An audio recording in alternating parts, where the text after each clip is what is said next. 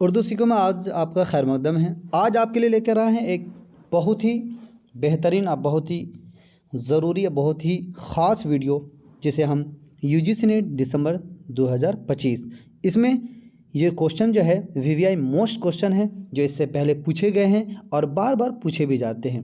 یہی وہ سب سوال ہیں جو کئی بار پوچھے گئے ہیں اور ایسے ہی سوالوں سے ملتا جلتا سوال ہوتا ہے۔ تو آئیے ہم دیکھتے ہیں کہ یہ کیسے سوال پوچھے جاتے ہیں یا کیسے سوال آ رہے ہیں۔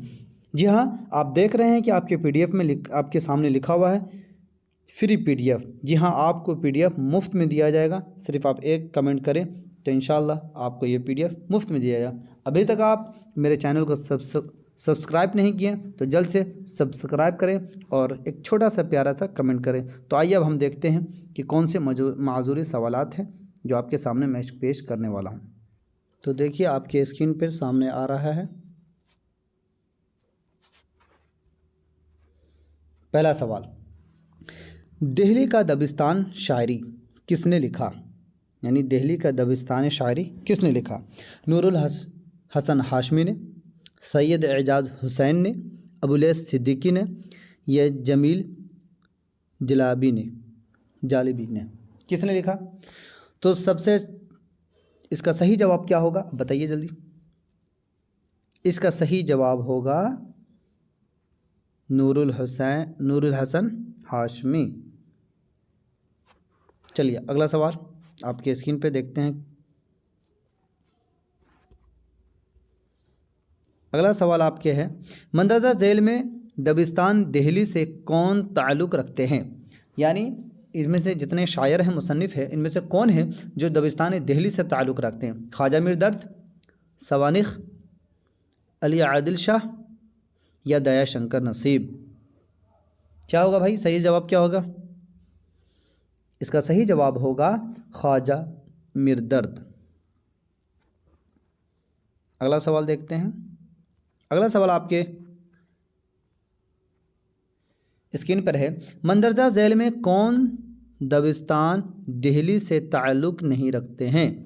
مندرجہ ذیل میں کون دبستان دہلی سے تعلق نہیں، ایک تھا تعلق رکھنے والے، یہ ہے تعلق نہیں رکھنے والے، مومن خاں مومن، مرزا سلامت علی یا بہادر شاہ ظفر یا داغ دہلوی؟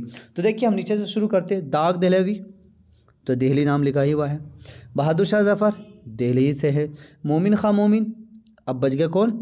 مرزا سلامت علی، جس کا صحیح جواب ہوگا مرزا سلامت علی۔ اگلا سوال آپ کے اسکرین پہ، مندرجہ ذیل میں دبستان دہلی سے کن کا تعلق ہے؟ کن کا تعلق؟ ایک تھا تعلق نہیں ہے، یہاں ہے تعلق ہے، تو نہیں ہے تو ہم نے حل کیا، اب تعلق ہے ان کا دیکھتے ہیں۔ خواجہ حیدر علی آتش، دیا شنکر نصیب، محمد حسین آزاد، ان میں سے کوئی نہیں۔ کیا ہوگا؟ جلدی سے آپ جواب دیں۔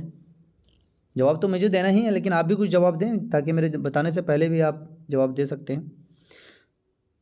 تو اس کا صحیح جواب ہوگا محمد حسین آزاد، جن کی پیدائش کتنے میں ہوئی تھی؟ 10 جون 1830 میں۔ کہاں ہوئی تھی؟ دہلی میں ہوئی تھی۔ چلیے اگلا کوشچن دیکھتے ہیں، یعنی اس کا صحیح جواب کیا ہو رہا ہے؟ محمد حسین آزاد۔ اگلا کوشچن آپ کے اسکرین پہ، خدائے سخن کس شاعر کو کہا جاتا ہے؟ یعنی کون سا شاعر ہیں جن کو خدائے سخن کا لقب ملا ہے؟ ولی دکنی ہے، میر تقی میر ہے یا سودا ہے یا غالب ہوں گے؟ کون ہوں گے؟ جواب دیجئے۔ اس کا صحیح جواب ہوگا میر تقی میر۔ جی ہاں، انہیں ہی خدائے سخن یعنی شاعر کا خدا کہا گیا ہے۔ تھوڑی دیر کے لیے تو اچھا نہیں لگتا لیکن پھر بھی کہا جاتا ہے تو کہا جاتا ہے۔ چلیے اگلا کوشچن دیکھتے ہیں ہم۔ سوال ہے، پتا پتا بوٹا بوٹا حال ہمارا جانے ہے، جانے نہ جانے گل ہی جانے باغ تو سارا جانے ہے۔ مندرجہ بالا شعر کن کا ہے؟ میر تقی میر کا شعر ہے یا مرزا غالب کا شعر ہے یا خواجہ میر درد کا یہ ہے یا ابراہیم ذوق کا شعر ہے؟ کن کا شعر ہوگا؟ آپ خیال کریں، گیس کریں کون سی کس کا، کسی کا بھی لگائیں، آج غلطی ہوگی کل سدھار ہوگی، کیا دقت ہے؟ اس میں صحیح جواب ہوگا میر تقی میر۔ چلیے اگلا کوشچن دیکھتے ہیں، آپ کی اسکرین پر ہے۔ ذکر میر کیا ہے؟ ذکر میر ایک کتاب کا نام ہے جو غزلوں کا مجموعہ ہے، یا تذکرہ ہے، یا تنقیدی کتاب ہے، یا خود نویس ہے، کیا ہے؟ ذکر میر کیا ہے؟ تو اس کا صحیح جواب ہوگا ذکر میر خود نویس ہے، کس کا؟ میر تقی میر کا۔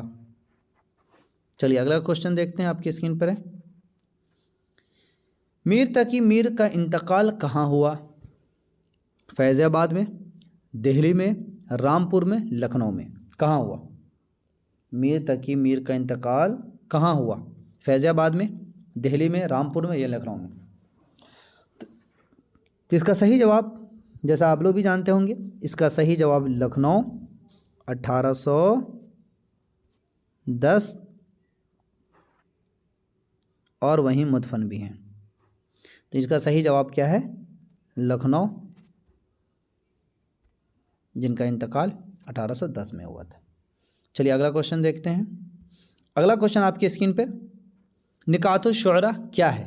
نکات الشعراء کتاب کا نام ہے، یہ تاریخی کتاب ہے، یا تذکرائی کتاب ہے، یا کسی کی سوانح ہے، یا مکاتب ہے، کیا ہے یہ؟ نکات الشعراء کیا ہے؟ یہ کون سی کتاب ہے؟ نکات الشعراء اس کا صحیح جواب ہے یہ ایک تذکرہ ہے، اور کس کا تذکرہ ہے؟ یہ میر تقی میر کا۔ میر تقی میر نے ہی یہ کتاب لکھی تھی جس میں اردو شعراء کرام کا تذکرہ کیا گیا ہے۔ اردو کرام کا تذکرہ کیا ہے؟ جس میں کم و بیش 103 شعراء کرام کا تذکرہ پیش کیا گیا ہے۔ یہ اس لیے اس کا صحیح جواب ہے تذکرہ، جس میں 103 شاعر کا تذکرہ پیش کیا گیا ہے۔ ہاں یہ بھی ہے کہ یہ تذکرہ کی پہلی کتاب ہے، یہ تذکرہ کی پہلی کتاب ہے۔ چلیے اب اگلا ہم کوشچن دیکھتے ہیں، یعنی اس کا صحیح جواب ہوا تذکرہ، جو میر تقی میر نے لکھی تھی پہلی بار تذکرہ۔ اگلا کتاب ہے، ہاں اسی کے بعد جب تنقیدی کی بات آتی ہے تو یہی تذکرہ ہی سے ماخوذ لیا گیا ہے، اور تنقید کے معاملے میں جو جانتے ہی ہیں کہ سب سے زیادہ حالی کا مقدمہ شعر و شاعری ہے۔ چلیے ٹھیک ہے، اگلا کوشچن دیکھتے ہیں کہ شاعر بے داغ، یعنی وہ شاعر جس کے کوئی داغے نہیں ہوں، کسے کہا جاتا ہے؟ سودا کو کہا جاتا ہے، رشید الخیری کو کہا جاتا ہے، یا میر تقی میر کو کہا جاتا ہے، یا انشائیہ کو کہا جاتا ہے؟ جلدی بتائیں اس کا کیا جواب ہوگا؟ کچھ بھی لگا دیں بھائی، کیا دقت ہے؟ آج کی غلطی کل کی سدھار۔ تو اس کا صحیح جواب ہوگا، کیا ہوگا صحیح جواب؟ اس کا بھی صحیح جواب ہوگا میر تقی میر۔ جی ہاں، میر تقی میر کو ہی شاعر بے داغ کہا جاتا ہے، اور ان کو ہی خدائے سخن بھی کہا جاتا ہے۔ چلیے اگلا ہم کوشچن دیکھتے ہیں۔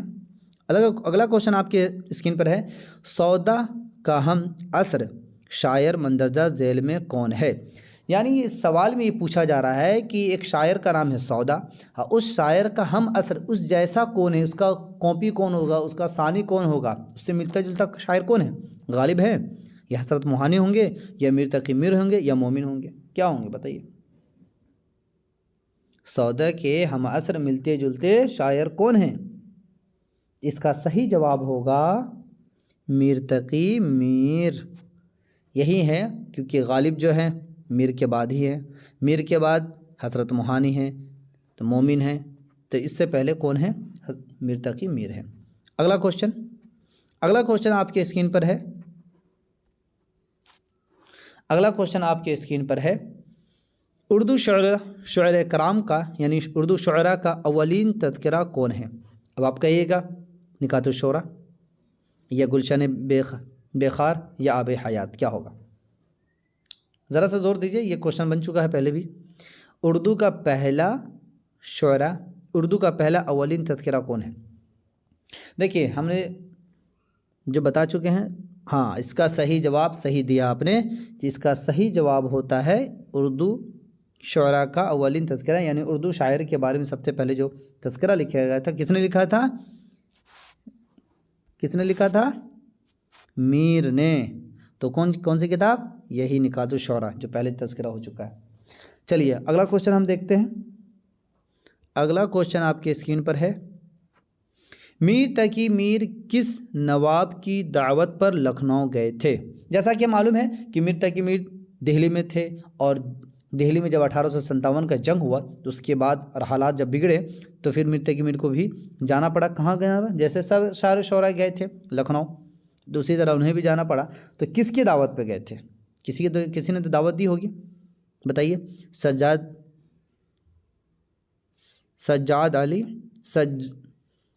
علی دولہ کے، یا آصف دولہ کے، یا واجد علی شاہ کے، یا امجد علی کے؟ تو اس کا صحیح جواب کیا ہوگا؟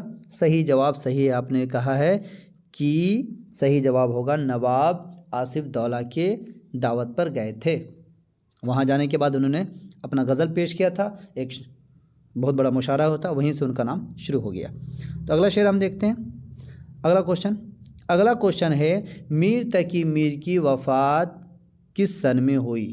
جی ہاں، بیچارے لکھنؤ گئے، اب لکھنؤ کے بعد کیا ہوتا ہے ان کو دیکھ لیجیے، انتقال ہو گیا. میر تقی میر کی وفات کب ہوئی؟ 1813 میں، 1812 میں، 1816 میں، یا 1814 میں؟ ہاں، آپ کا صحیح جواب ہو سکتا ہے کہ اس میں سے کوئی بھی نہیں. ہاں، NCERT کی بک میں آپ دیکھ چکے ہیں، یا ہم لوگ پہلے بھی پڑھ چکے ہیں کہ میر تقی میر کی جو انتقال کا وقت ہے وہ ہے 1810. 1810 صحیح ہے، لیکن یہاں 1810 کوئی نہیں ہے، تو ملتا جلتا آپ کو ہے 1812. اسی لیے اس کا صحیح جواب ہوگا 1812. جی ہاں، 1813 بھی لگا سکتے ہیں، لیکن 12 جب ہے تو ہم 12 ہی لگائیں گے.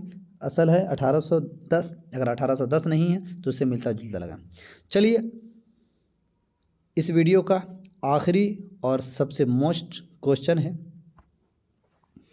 ہاں، آپ کہہ سکتے ہیں کہ اتنا چھوٹا سا ویڈیو کیوں بنانے کا وجہ یہ ہے کہ یہ پہلا ویڈیو ہے جو میں نے GRF کوالیفائی کرنے والے کے لیے بنایا ہے.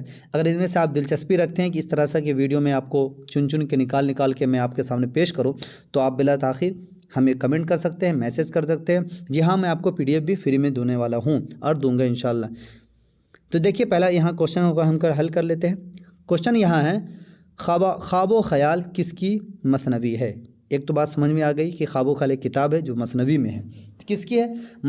مصحفی کی ہے، یا میر تقی میر کی ہے، یا میر حسن کی ہے، یا ان میں سے کوئی نہیں؟ کیا ہوگا صحیح جواب؟ اس کا صحیح جواب ہوگا کہ یہ کتاب کس کی ہے؟ یہ کتاب بھی ہے میر تقی میر کی.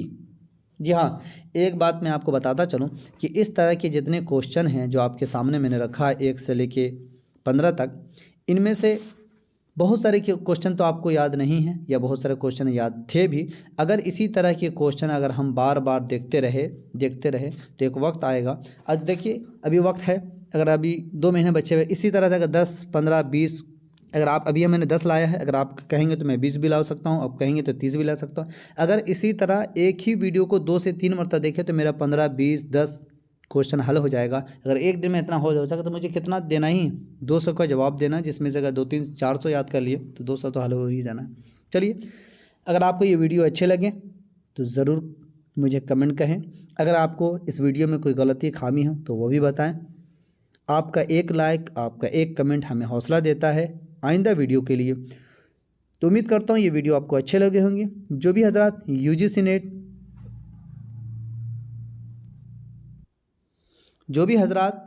UGC نیٹ دسمبر 2025 کے لیے ایگزام دینے جا رہے ہیں، ان کے لیے سب سے امپورٹنٹ VVI موسٹ کوشچن ہے، جس کو آپ دیکھنا نہ بھولیں. اور ہاں، میں آپ کو بار بار کہہ رہا ہوں کہ PDF آپ کو میں فری میں دینے والا ہوں، دوں گا. آپ ایک کمنٹ کریں اور ضرور ساتھ میں یہ بھی کریں کہ آپ کہاں سے دیکھ رہے ہیں. چلیے، ملتے ہیں پھر نیکسٹ ویڈیو میں ایک نئے ویڈیو کے ساتھ، ایک اچھی خبروں کے ساتھ. جب تک کے لیے آپ اپنا خیال رکھیں، دعا میں یاد رکھیں. خدا حافظ.